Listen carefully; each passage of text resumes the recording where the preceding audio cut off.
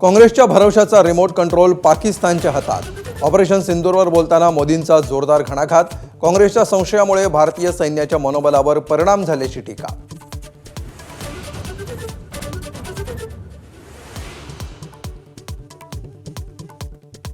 Operation सिंदूर अजून संपलेलं नाही। लोकसभेतून मोदींनी पाकिस्तानला ठणकावलं। अणुहल्ल्याची धमकी देणाऱ्यांचा भारतानं बुरखा फाडल्याचं वक्तव्य।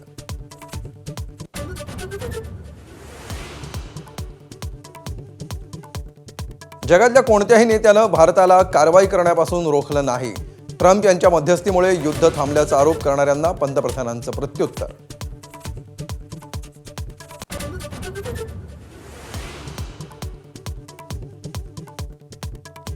इंदिरा गांधींच्या तुलनेत अर्धी हिंमत असेल तरी ट्रम्प खोटं बोलले हे मोदींनी जाहीर करावं। लोकसभेत राहुल गांधींचं पंतप्रधानांना आव्हान।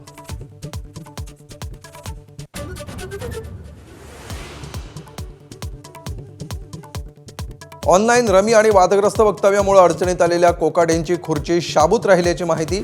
अजितदादांनी टोचले कोकाटेंचे कान, तर भविष्यात वक्तव्य करणार नसल्याचा कोकाटेंचा शब्द।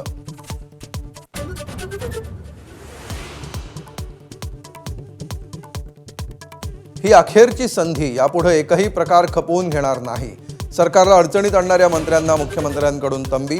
मंत्रिमंडळ बैठकीनंतर घेतली शाळा।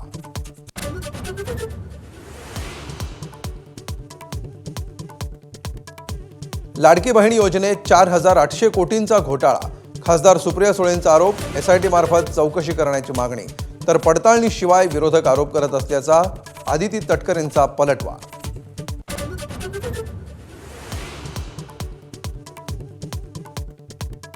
वसई विरार महापालिकेचे माजी आयुक्त अनिल कुमार पवार यांच्या घरावर सकाळी 6 वाजल्यापासून ईडीची छापेमारी। सटाण्यातील मालमत्तेवरही ईडीची कारवाई।